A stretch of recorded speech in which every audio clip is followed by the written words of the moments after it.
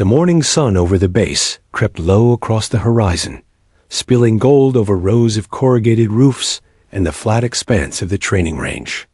A crisp wind carried the metallic tang of gun oil mixed with dust, a smell every soldier on the Mio ground knew instinctively.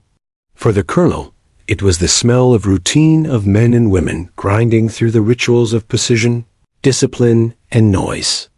His boots pressed into the gravel as he walked the long line of firing stations, his posture straight and deliberate, as though every step were part of a silent inspection. He had done this countless times. Dozens of ranges, hundreds of faces. Each time he carried himself the same way, distant, authoritative, with the sharp gaze of someone who could pick out mistakes from 50 meters away. Soldiers tended to straighten when they saw him coming. They always did. Some tightened their grips, some stiffened spines, others stole quick, nervous glances. It wasn't intimidation he sought. It was discipline. A soldier who cracked under. The simple presence of command would never survive under fire. The line stretched ahead, firing benches, bipods, boxes of ammunition, stacked neatly by boots. Rifles gleamed under the sunlight, from standard-issue M4 South to heavier precision weapons. Muzzle blasts came in rhythm. Crack, crack, crack, boom. The sounds folded into each other, each a signature of its weapon. Spent casings scattered across the gravel like brass confetti, kicked around by boots and swept aside by the wind. The colonel's eyes flicked from one shooter to the next.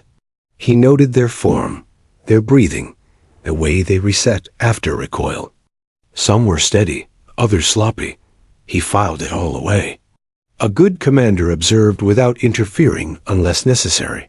Soldiers learned best when they knew they were being watched, but weren't corrected mid-breath. He had reached the halfway mark when his stride faltered, not fully, just enough for his instincts to remind him something had shifted. At first, it was only a presence, a subtle wrongness in the ordinary rhythm of the range. Then his eyes found the source. The rifle lay ahead of him, stationed on its bipod like a predator crouched in the dust. It was long, dark, and unmistakably built for distances that bordered on the impossible. The CheyTac M200 intervention.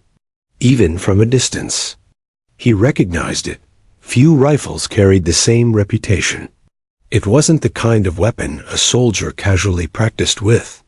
It was designed for one purpose, making shots that would humble even seasoned marksmen.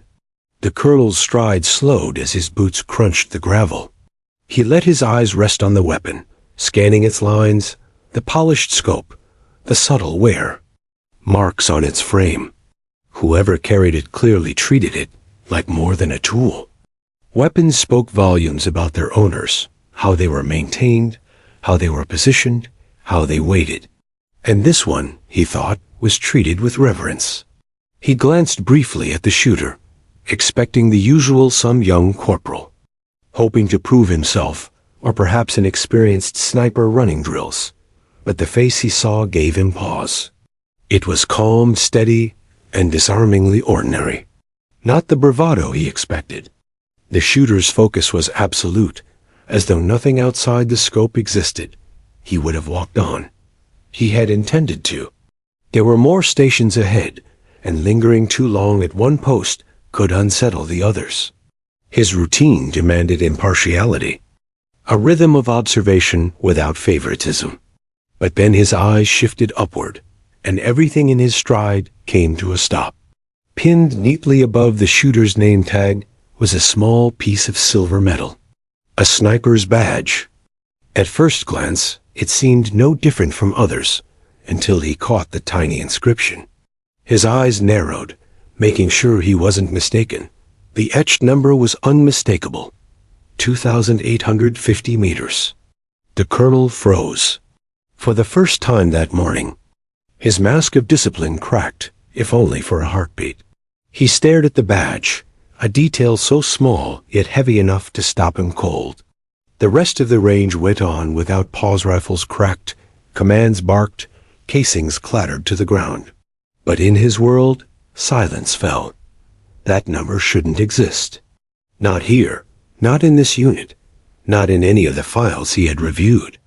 Before arriving, official records of confirmed sniper kills stretched far, but not that far. The longest distances he had memorized from training manuals and reports fell short of what he saw in front of him. 2,850 meters. That was beyond what doctrine considered feasible. Beyond the edge of the charts, where calculations warped under wind and Earth's curvature. He found himself staring longer than he intended. Soldiers had begun to notice his hesitation. A few eyes flicked toward him, cautious, uncertain. None dared ask why the colonel had stopped. They knew better. He almost forced himself to keep walking to preserve the illusion of impartiality, but his boots refused to move. His gaze shifted back to the rifle. The CheyTac sat in silence, its long barrel waiting for a trigger pull, the kind of weapon designed for a singular purpose. The combination of that weapon and that badge painted a story without words, one he didn't yet know, but instantly respected. The colonel's jaw tightened. 1,000 questions burned behind his eyes. Who was this soldier? Where had the shot been fired? Under what circumstances had they stretched the limits of physics to reach nearly 3 kilometers?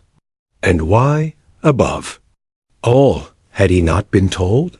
Still he said nothing. His silence was deliberate, not indecision but respect. He had seen enough battles to know that some truths didn't need to be dragged into the open with questions. Sometimes the silence between two soldiers was heavier than any conversation. For the moment, he simply stood there, boots grounded, eyes fixed on the impossible badge. Around him, the world kept moving. But for the colonel and the sniper behind the CheyTac, the air had thickened into something rare recognition. He didn't yet know her name. But he knew one thing for certain. This was no ordinary walk-through anymore. The colonel had stood frozen for only a moment, but in the choreography of a military range, even a pause could ripple like thunder. Soldiers felt it without looking, an instinct born of hierarchy. A commander's stillness was as sharp as a shout, yet none of them dared glance long. Their weapons cracked on, scopes adjusted, sights aligned. Still, everyone within 20 meters sensed something had gone wrong. The colonel's eyes remained locked on the badge. It was small, no larger than a thumbprint, polished to a dull gleam. The metal caught the sunlight in flashes, the etched design simple yet unmistakable. Every sniper badge carried weight earned. Through calculation, steadiness, and a single moment where hesitation could mean the difference between saving a comrade or losing one. But this badge, this one was different. At its heart lay a single number, engraved with brutal clarity. 2,850 meters. The colonel's breath moved shallowly. He had memorized distances the way a priest memorized scripture. He knew the figures taught at sniper schools, the longest confirmed kills whispered through the community of marksmen like campfire myths. He knew where the record books ended, and he knew the names tied to them. This number didn't belong in those books. It belonged in the realm of the impossible. 2,850, he muttered under his breath, barely audible, his lips tightening around the syllables, as though speaking them would confirm their reality. He had read ballistics tables until his eyes ached, taught young officers the limitations of rifles, and drilled into them the iron rule. Past a certain distance, physics ceased to be your ally. Wind bent your bullet. Gravity betrayed you. Temperature, humidity, even the subtle rotation of the earth conspired against you. At 2,850 meters, the line between mathematics and miracle blurred. Yet here it was, pinned on the chest of a soldier who hadn't even turned to acknowledge his stare. His mind raced through possibilities. A fabrication? No, the military did. Not allow fabrication of such things. An error in stamping? Unthinkable. The issuing of a sniper's badge required layers of verification, affidavits, reports, cross-checked and confirmed. A joke? Impossible. Nothing about the shooter's posture spoke of jest. The badge was real, which meant the shot was real. The colonel's jaw tightened. He could feel the beat of his heart, heavy against his ribs, not from fear, but from realization. Somewhere, sometime, a soldier under his command, or one close enough to matter, had performed the impossible. And no one had told him. Around him, rifles cracked in steady cadence. The smell of burnt powder filled the air. But for the colonel, sound and smell receded, replaced by a single memory. The first time he had handled a sniper's badge. He had been a captain then, far younger, overseeing a group of hardened sharpshooters in Iraq. A sniper under his command had earned the right to wear his badge after a grueling campaign.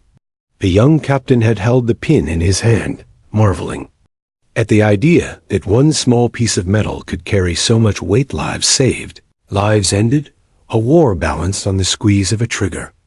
Even then, the colonel had thought of badges as more than recognition. They were truths hammered into steel. And now, decades later, this truth stood in front of him like a blade across his chest. The number gnawed at him. 2,850, he replayed. Everything he knew about the CheyTac M200. The rifle was engineered for extremes. Its .408 caliber cartridge carried incredible velocity, designed to hold stability long after other rounds would tumble. In theory, with perfect conditions, it could reach beyond 2 kilometers. In theory. But in practice? Shots that long required more than skill. They required control over chaos. He stared again at the shooter, a woman with calm eyes locked on. Her scope, body relaxed, yet deliberate. She wasn't grandstanding. She wasn't performing for him. Her focus was absolute, her breathing slow, her hands steady. He felt a strange pull in his chest. He wondered, not for the first time, if some soldiers were born different. The silence stretched. A corporal 2 benches down stole a glance at him, quickly snapping his gaze back to his sights when the colonel's head turned. Others shifted, uncomfortable under the weight of a commander who didn't move. The colonel rarely lingered on anyone. His routine was predictable. Observe, nod, move on. But now, that rhythm had fractured. Soldiers didn't need details to sense when something extraordinary had happened. The colonel's thoughts spiraled. Who approved the badge? Which mission was it tied to? Why had the report never crossed his desk? He prided himself on knowing his soldiers, their strengths, their histories, the ghosts they carried. Yet here was a ghost he hadn't met, and she bore a number carved into legend. His hand twitched at his side, as though reaching for paperwork. That wasn't there. He forced it still. No questions, not yet. The badge told him enough. The soldier's silence told him the rest. He remembered his own lessons from long ago. His first sniper school instructor had told him, a badge is never just metal. It's a sentence. You want to know what it says, but sometimes it's better not to ask, because the story behind it usually starts with blood. The colonel understood. And yet his chest ached with the desire to know. Not out of curiosity, but respect. Soldiers didn't get that number etched for glory. They earned it in places where life balanced on the trigger.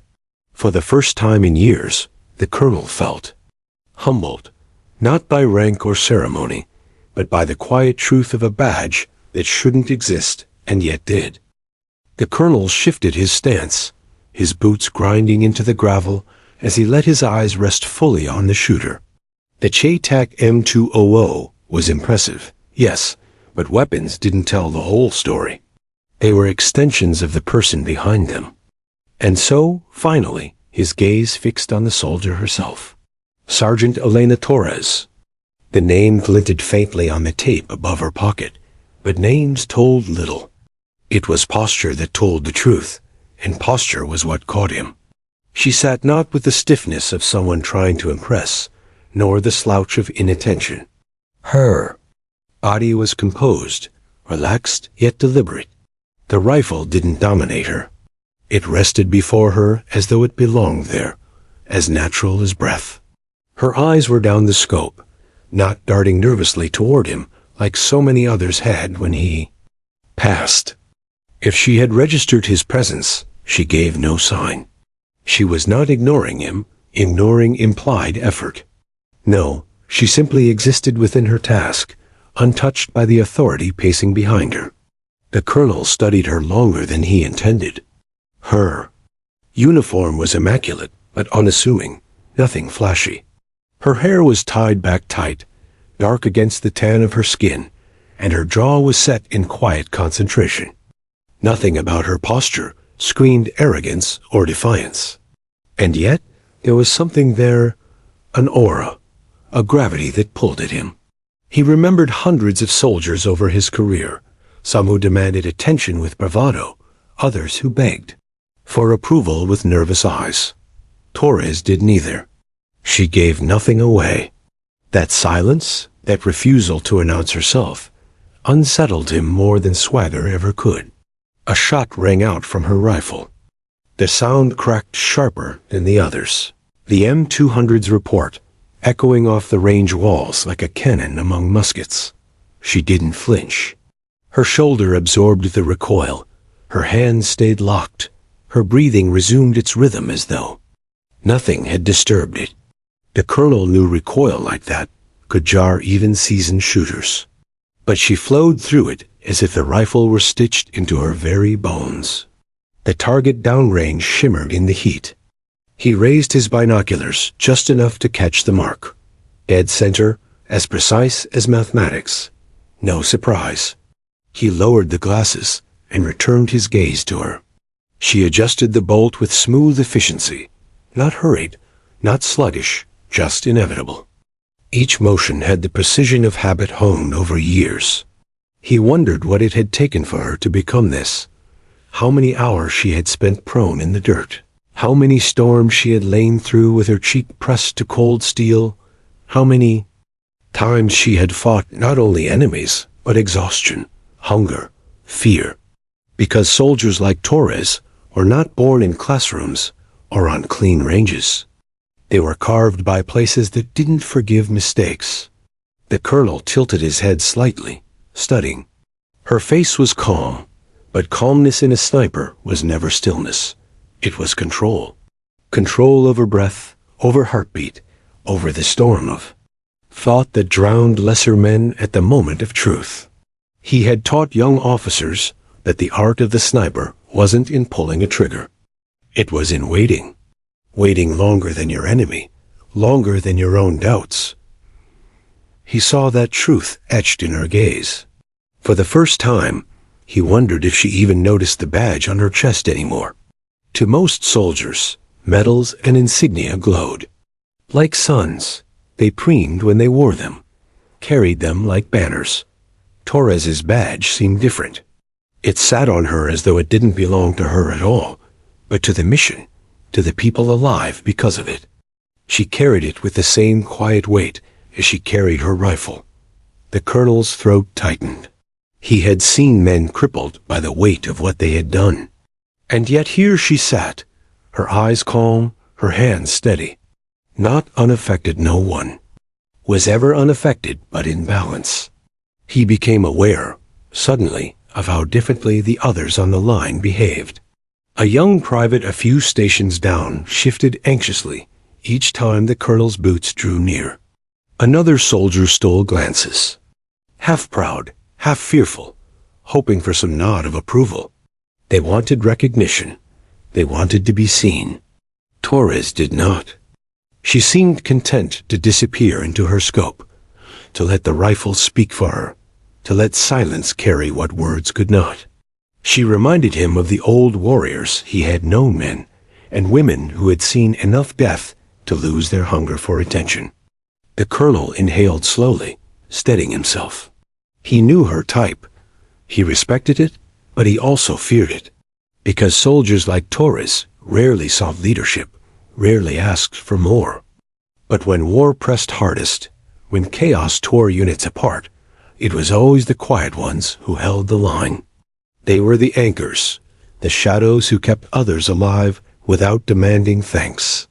He thought again of the badge, that impossible number, that silent story.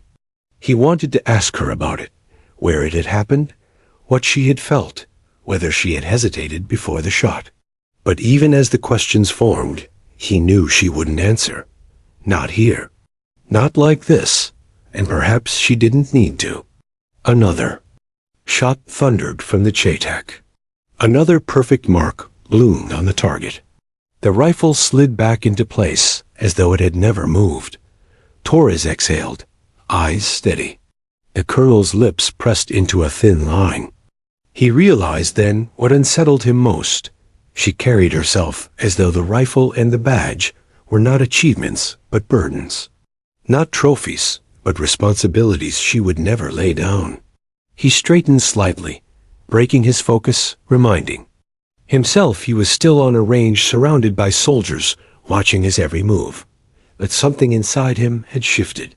Torres was no longer just a name, no longer just another uniform in the line. She was a reminder of what soldiers endured, of what legends looked like when they refused to call themselves legends. The colonel's boots shifted, gravel crunching softly. He lingered another breath, then allowed his eyes to move on, though his thoughts did not. He would not forget her face, her posture, her silence. And above all, he would not forget that badge number that should not exist, worn quietly by the soldier behind the rifle. The colonel's boots remained planted, but his mind was no longer on the range. His eyes stayed fixed on the badge across Torres's chest, yet his thoughts slid backward through time, to a stack of reports once laid on his desk. He hadn't known then whose hand had steadied the rifle, only that something extraordinary had unfolded in the mountains of Afghanistan. At the time, the report had been sterile. Numbers, coordinates, timestamps. He remembered the stamped classified mark, bleeding red across the header. The language had been stripped of emotion, reduced to the mechanical account of an engagement. But even then, even buried beneath jargon, he had sensed it. A ghostly echo of awe, the kind only soldiers feel when they survive something impossible. It had begun with a patrol gone wrong. A small reconnaissance team had been sent into a valley near Nuristan, a place of jagged ridges and treacherous passes where the land itself conspired against intruders. They were supposed to monitor movement along a mountain trail used by insurgents. Routine, the report claimed. But routine never stayed routine in Nuristan. The ambush had come at dawn.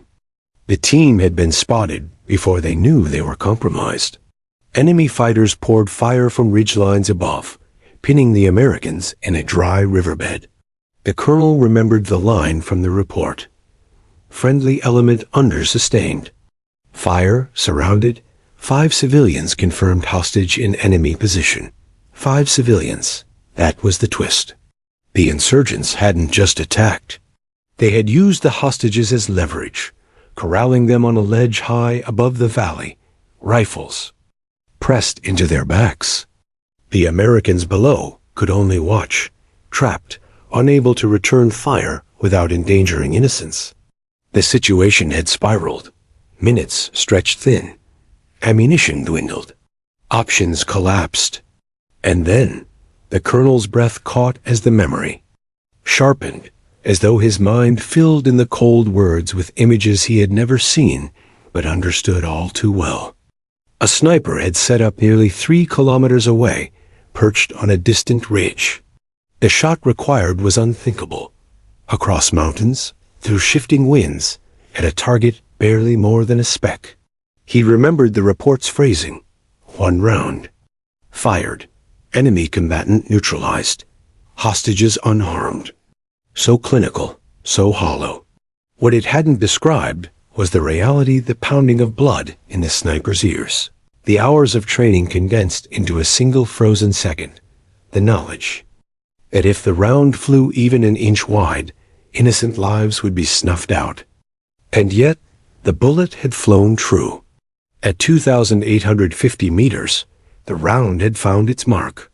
The insurgent holding the hostages crumpled before he could squeeze his trigger.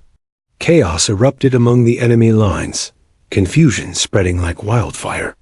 In that heartbeat of disarray, the patrol had broken free, pushing back, seizing the high ground. The civilians had stumbled down from the ridge alive, their eyes wide with the kind of shock only the spared carry. That was how the report had ended. All friendlies and hostages extracted, enemy force repelled. Cold, factual. But the colonel had seen through it even then. He knew a miracle when he read one. And now, standing on the range, he realized the miracle had a name: Sergeant Elena Torres. He felt the air grow heavier around him as his mind replayed the impossible shot. He tried to imagine lying there on that ridge, cheek pressed to the rifle, heart hammering while the scope danced with the wind. He had fired rifles all his life. He knew how difficult even 800 meters could be in combat conditions. Beyond 1,000, luck became as important as skill. Beyond 2,000, the earth itself turned against you. But Torres had gone past even that. The colonel tried to picture her calculations. The air density at that altitude, the drift of the wind between ridges, the curvature of the earth tugging at the bullet's path. She would have had to measure it all, not with instruments. There had been no time for that, but with instinct, with the reflexes carved into her bones from endless hours behind the scope. He exhaled slowly, almost reverently. The range around him crackled with gunfire, but all he heard was silence. A silence filled by the weight of realization. This soldier before him had done the impossible, and she carried it without a word. No swagger, no story told over beers. Only a small badge, barely larger than a coin, pinned like a scar. The colonel's stomach twisted with something he hadn't felt in years' humility. He had commanded battalions, directed campaigns, shaken the hands of generals. Yet here was a sergeant whose quiet trigger pull had done more in 1 second than some entire units managed in weeks. And she didn't even look at him. That, more than anything, struck him. As he lingered, her focus never wavered from the scope. She did not flinch beneath his scrutiny. She did not seek acknowledgement. She breathed, squeezed, fired, reset. A rhythm as old as the rifle itself. The colonel knew then that the mission hadn't just tested her skill. It had shaped her soul. Most soldiers would have returned from such an act haunted, boasting to hide the ghosts, desperate for validation. Torres had returned quieter, as though the weight of the shot had folded inward. He thought again of the civilians stumbling free. He imagined their faces, pale with terror, clutching at the soldiers who escorted them down the rocks. They would never know the name of the sniper on the ridge. They would never know that their lives had been decided by a calculation, a breath, and a steady hand. That was the way of things. Snipers rarely got names in the headlines. Their victories were measured in absence, in the lives that continued because theirs had ended. The colonel swallowed hard.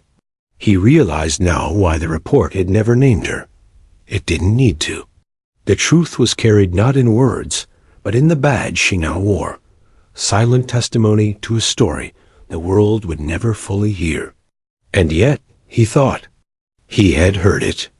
In his mind, he had pieced it together, filled the hollow lines of the report with the sweat, fear, and steel it must have taken. He had seen her calm posture, her steady breathing, her refusal to acknowledge him, and he understood. She didn't carry the badge for herself.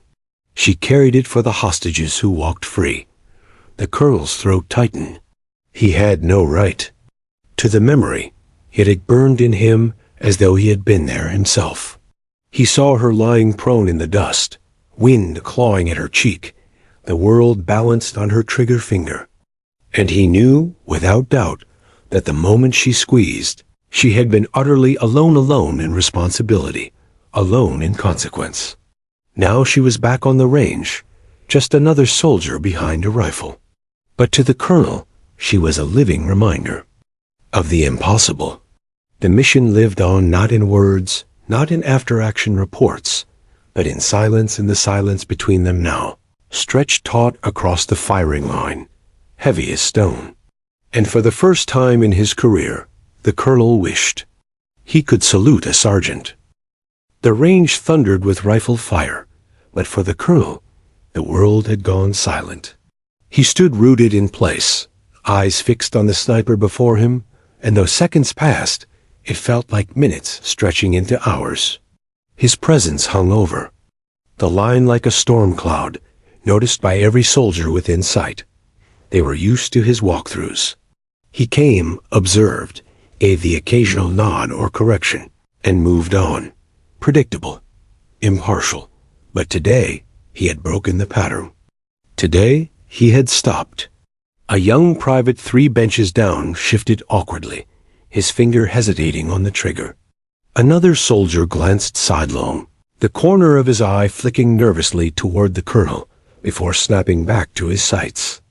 Even the instructors began to quiet, their voices lowering as though afraid to disturb whatever hung between the colonel and the sergeant with the long rifle.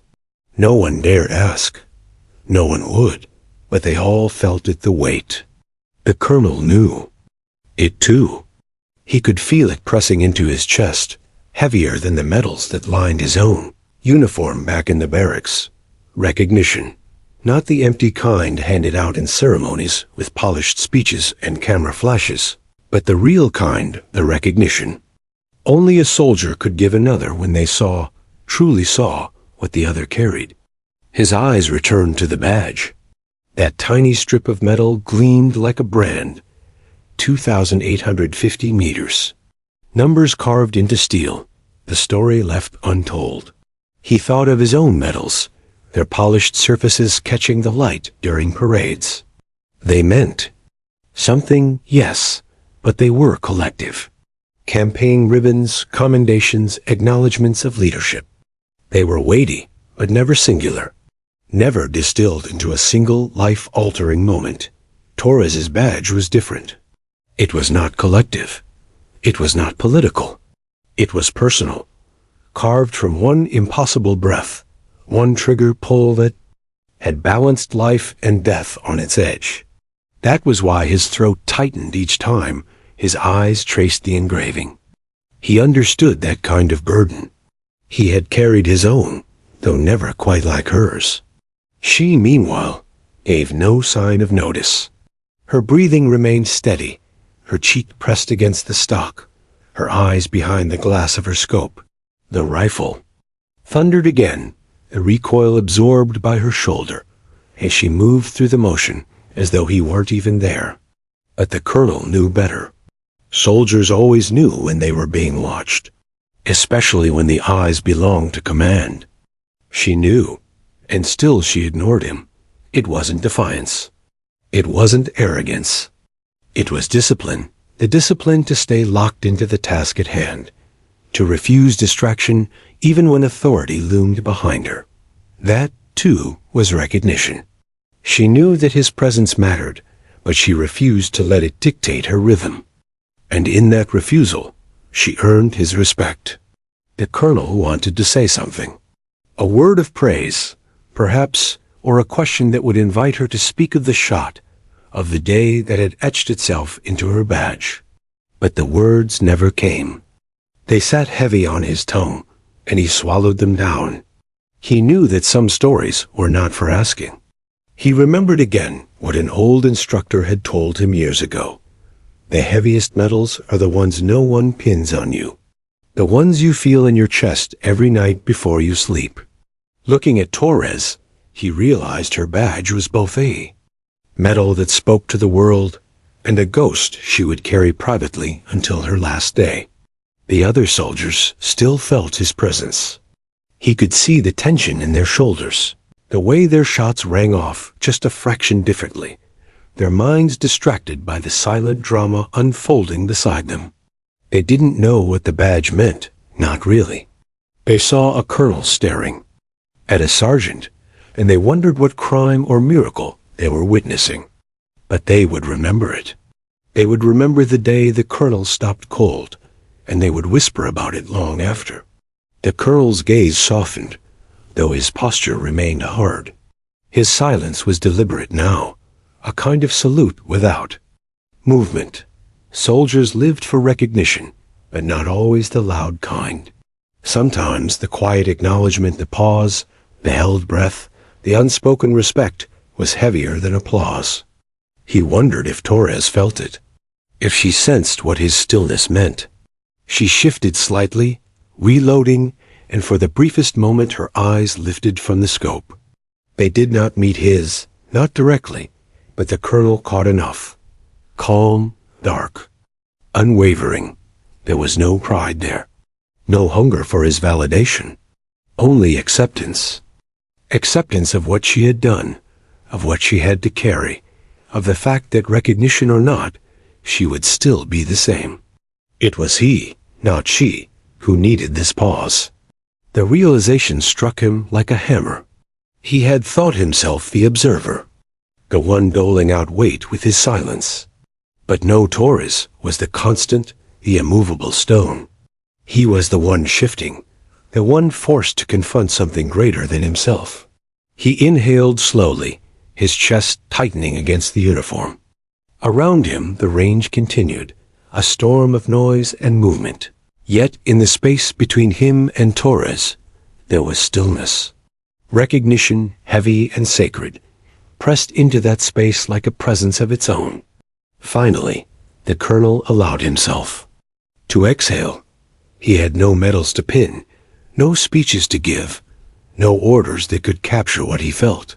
But he could give her this, the rare gift of silence that carried the weight of acknowledgement. And so he stood there a moment longer, boots anchored in gravel, head bowed slightly, as though in quiet prayer. Then, with the discipline of a man who knew when enough was enough, he straightened and shifted his weight, preparing to move on. But as he turned, he carried with him something new. He carried the recognition that some soldiers bore badges not as decorations, but as burdens. That the weight of recognition was not in ceremony, but in silence. And though he walked away without a word, he knew Torres would understand. The colonel didn't walk far. His boots crunched over gravel as he moved past Torres's bench, but he stopped again only a few paces away, unable to sever himself fully from the presence he had left behind.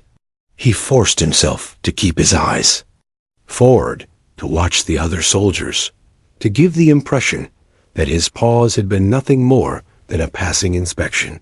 Yet in truth, his thoughts hadn't moved an inch. They remained tethered to the badge, the rifle, and the woman who lay behind it. 2,850 meters. The number repeated in his head like a drumbeat. He had said it once under his breath, then again in silence, and now it echoed with every step. It wasn't just a measurement. Not anymore. It was a frontier, a line between possible and impossible, between men and legends. And Torres had crossed it. But the more he thought, the more he realized it wasn't just physical distance that Shot had conquered. No, it was something deeper, something more. He turned slightly, stealing one last glance. Torres had settled back into her rhythm, calm and steady, as though his lingering presence meant nothing. She might as well have been alone on that range, alone on that ridge in Afghanistan, alone in the universe. And that, he thought, was the heart of it. Snipers lived in distance. They measured it, breathed it, carried it. Distance was their world, their language, their constant companion.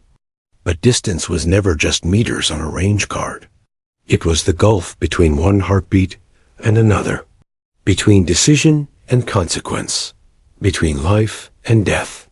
At 2,850 meters, Torres had not only beaten gravity and wind, she had shouldered the unbearable weight of choice. She had stared across an ocean of space, aimed at a man she could barely see, and decided for the hostages, for the patrol, for the war, that he would not draw another breath. And she had done it knowing that if she failed, 5 innocents would die. The colonel closed his eyes briefly, the gravel cool under his boots. He thought of distance differently now. Distance was what separated soldiers from the world they fought to protect. Civilians lived without knowing the names of valleys like Norriston, without feeling the crack of rifle fire echoing down mountains. That was distance too, the kind that divided lives into those who carried war and those who never touched it. Torres carried both kinds. He turned back to the firing line, scanning the young privates shouldering their carbines, straining to prove themselves under his gaze. They measured distance in targets and scoring sheets. 50 meters. 100. 200. A bullet in paper, a neat hole in cardboard. To them, it was skill, accuracy, a game of control. But to Torres, distance was a memory that could never be erased. It was 5 civilians stumbling down a ridge alive. It was one enemy slumping into the dust. It was silence after the shot, heavier. Then thunder. He wondered if the others would ever understand. Perhaps they already sensed it. The way their eyes had flicked toward the badge. The way their shoulders had stiffened when he stopped beside her. They might not grasp the numbers, but they knew instinctively when someone among them carried a different weight. Soldiers had a way of recognizing that without words. The colonel shifted again, his mind still restless. He thought of his own. Distances, the men he had sent into firefights, the orders he had signed that meant life or death. Commanders lived with distance too, though another kind. The distance between the map on his desk and the blood in the dirt. Between the orders he gave and the soldiers who obeyed them. It was not the same as Torres's distance, but it was kin to it. He imagined what it must be like for her now, back on a training range, surrounded by young faces who had no idea what. Her eyes had seen. Did she feel the gulf? Did she look at them and feel the space widen, the unbridgeable chasm between her past and their present? Perhaps that was why she stayed silent. Words could not span that kind of distance. Only silence could. The colonel's throat tightened again. Recognition was heavy, but understanding was heavier. He wasn't sure he had it yet. Not fully. He wasn't sure anyone did. Torres shifted her position, rolling her shoulder, steadying her cheek back. Against the stock. The rifle's bolt slid with a metallic whisper, smooth as breath. She had done this 1,000 times, but he saw it now for what it truly was, ritual. Each movement was an act of discipline, but also of remembrance. She wasn't just firing rounds downrange, she was reaffirming control over the distance that had defined her. The colonel wondered if she thought of that mission every time she looked through a scope. If the ridge in Nuristan was burned into her sight picture forever, ghosting behind every target. If distance had become not only her battlefield, but her companion, following her wherever she went. He shivered slightly, because distance could keep you alive. But it could also hollow you out. He knew soldiers who had returned from war, unable to close that gap, who lived forever apart from the world around them. They became strangers in their own homes, unable to bridge the silent expanse between their memories and the lives of those untouched by combat. Distance followed them into their marriages, their friendships, their solitude. Was Torres one of them? He couldn't know. She gave nothing away, but he suspected. The colonel exhaled, long and heavy. He realized then that his lingering wasn't just about respect or awe. It was about responsibility. If he, a colonel, couldn't see what distance meant, who would? If he didn't carry recognition of it, Torres would bear it alone. And no soldier, no matter how strong, deserved to be alone in that kind of distance. His jaw tightened. He thought about walking back, about saying something, anything that might bridge the silence. But even as he considered it, he knew no words could do justice. Recognition was not in speeches. It was in presence, in pauses, in the rare stillness, shared between two who knew what war truly cost. So he stayed silent. But in that silence, he made a promise to himself. Torres would not be forgotten. Her badge would not just be another decoration tucked away in reports. He would remember. He would carry her distance with him, if only to ease it by the smallest fraction. Because distance, he realized, was never just about range. It was about connection and the courage to close it when it mattered most. The rifle cracked, thunder rolling across the range. Dust lifted, brass clinked against gravel, and the echo carried off into the distance. Then, as always, came the silence. For most soldiers, that silence was a pause, a moment to reload, to breathe, to ready themselves for the next round. But for Torres, the silence was the real battlefield. She exhaled slowly, cheek still against the stock, the aftershock of recoil fading into her bones. Her finger rested outside the trigger guard now, relaxed but precise. The world around her boots shuffling, instructors calling corrections, rifles popping down the line blurred into background. All she felt was the hush that came after her shot. It was never empty. Silence never was. In that stillness lived every memory of every trigger pull. Each one carried its own shadow, the faces she couldn't quite see, the breaths she had stopped, the lives she had changed without ever standing close enough to touch. Silence was not absence, it was presence. A reminder of what lingered long. After sound died, the colonel watched her. He had moved farther down the line, but his eyes drifted back, drawn to the strange gravity that seemed to hang around Torres. The others fired in patterns. Shoot, pause, adjust, shoot again. Their silences were shallow. Hers was deep. He could feel it even from here. It unsettled him. Because he knew, in his own way, that silence had more weight than noise. The firefights he remembered most weren't the ones where the air cracked with bullets. They were the moments after, when the guns went quiet and men counted who was left standing. That hush, broken only by ragged breath or whispered names, was heavier than any barrage. And Torres lived inside that hush. She shifted slightly, working. The bolt sliding another round into the chamber with the same calm ritual as before.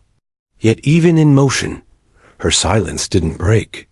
It clung to her like a cloak, like armor no one else could see. The soldiers beside her noticed it too, though they couldn't name it. They found themselves glancing at her station, drawn by something they didn't understand. She didn't speak, didn't demand attention, but somehow she held it anyway. A magnetic stillness. One private, young and eager, caught himself staring and quickly looked back at his target. But the impression lingered. He wondered if this was what it meant to be a sniper, not just hitting what you aimed at, but carrying something in the quiet that others couldn't. The colonel's thoughts wandered. He imagined the ridge again, the Afghan mountains swallowing. Sound, leaving only the stillness after her shot at 2,850 meters. 5 civilians stumbling free, 1 man falling. And Torres, lying in the dirt, hearing nothing but the long, echoing silence of what she had done. He clenched his jaw. He could almost feel it himself, that silence pressing into his ears, asking questions no answer could satisfy. Did she feel relief, regret, or simply the weight of inevitability? That was the cruel truth of war, he realized. Gunfire was fleeting. Silence stayed forever. Torres's breath steadied once more. She adjusted her grip, settled her cheek back, and the scope became her world again. The silence between shots stretched on, measured not in seconds, but in memory. The colonel turned his gaze deliberately away, forcing himself to focus on the younger soldiers down the line. They needed him.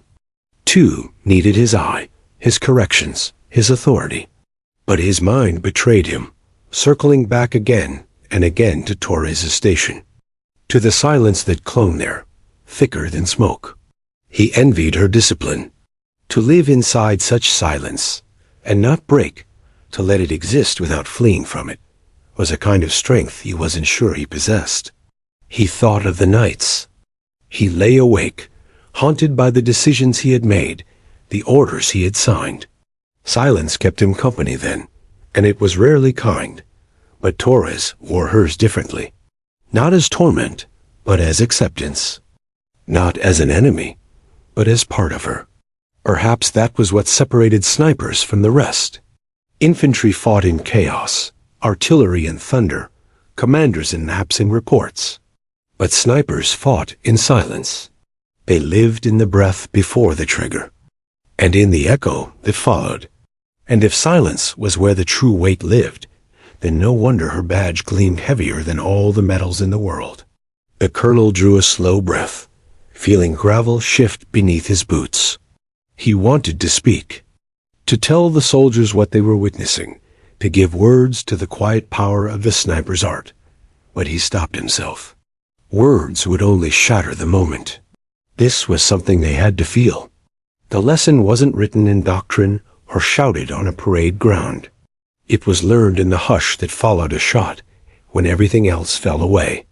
Another round thundered. From Torres's rifle, dust leapt.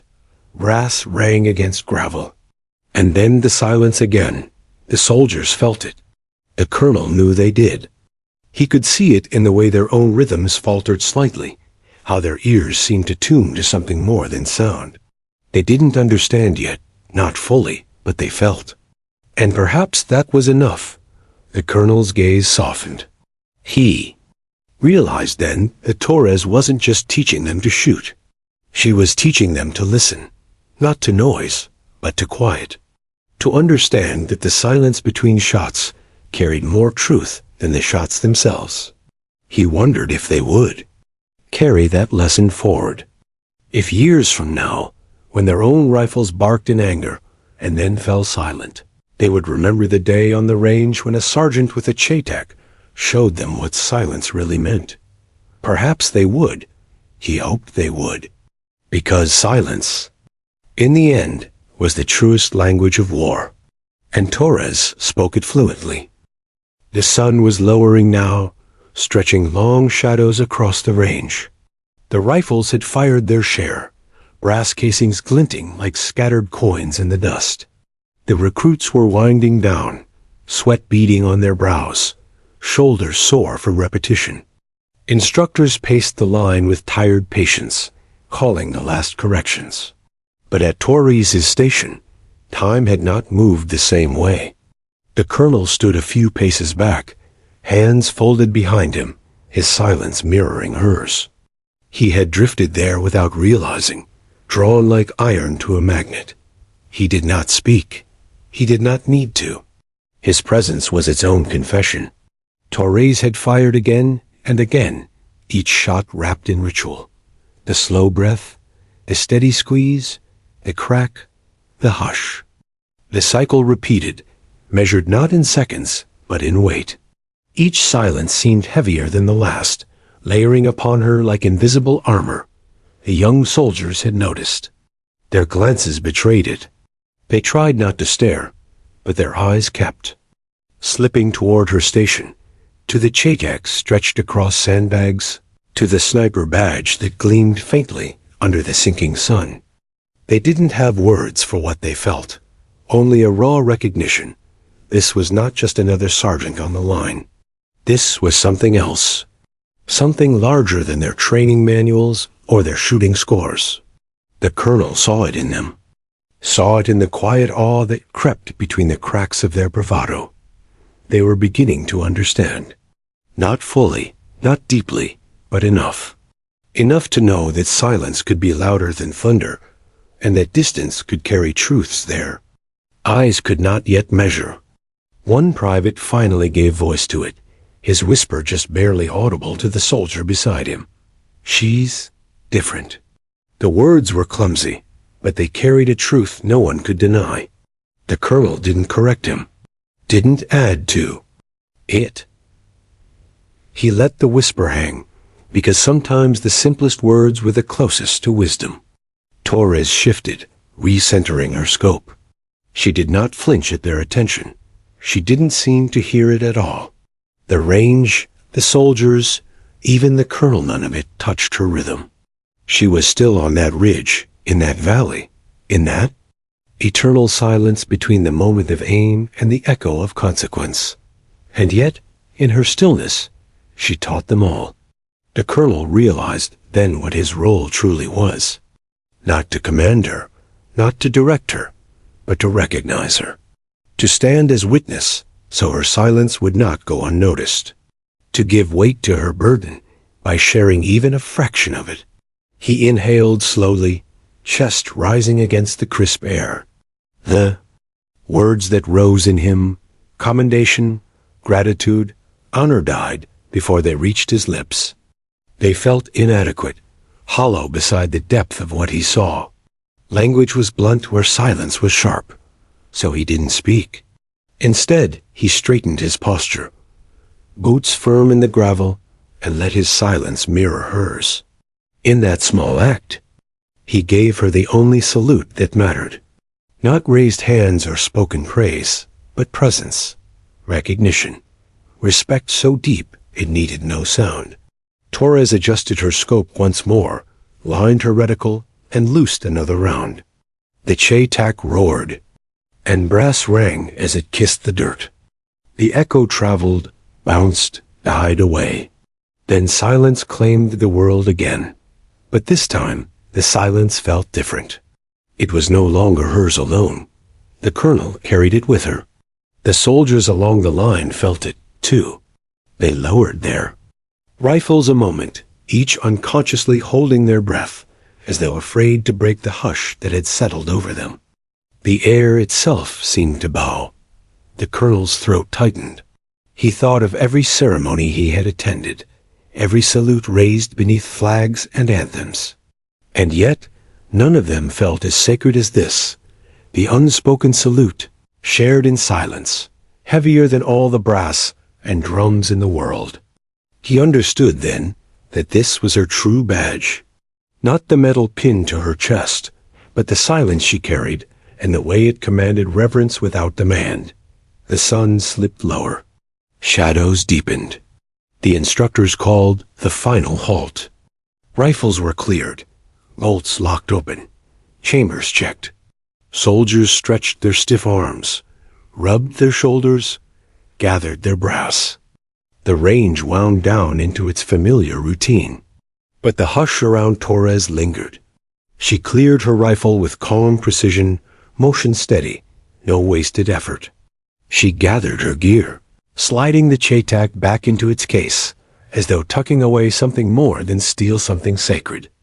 The badge at her chest caught the last rays of sunlight, a glimmer like fire in the dusk. The colonel knew he should move. He should dismiss the line, issue the formal close, return to his duties. But his boots stayed planted. His silence stayed firm. He was still saluting, though no one else would ever call it that.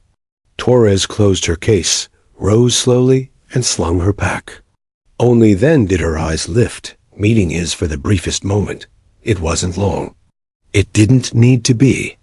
In that glance, the colonel saw everything. The ridge, the shot, the 5 lives saved, the silence that had followed, the years carried in quiet strength. She had never asked for recognition, never spoken her burden. But in that single meeting of eyes, she received what mattered most, acknowledgement. She gave a small nod, not sharp, not formal, just enough. Then she turned and walked, boots steady, silhouette folding into the shadows of evening. The colonel remained, his chest heavy but steady. He didn't call after her, didn't break the moment with clumsy words. He only watched, holding the silence as long as he could, because he understood now. This was the true salute, the one without sound, the one that lived between soldiers who understood distance and silence, and the weight of what could never be spoken. The recruits were filing out, their chatter returning as the spell slowly lifted. Yet even in their voices, a trace of reverence remained. They had seen something today, though they could not name it. They would carry it, perhaps without knowing, into the years ahead. The colonel finally turned, gravel crunching underfoot. He knew the paperwork would never capture this. Reports, commendations, even medals, they were all too small. What Torres had given, what she carried, could never fit into ink and signatures. It lived here, on this range, in the silence between shots, in the unspoken salute shared when words were too fragile to hold the truth. And as he walked back, the last light fading, he whispered her name, not to break the silence, but to honor it. A prayer carried softly, lost in the dusk. Torres.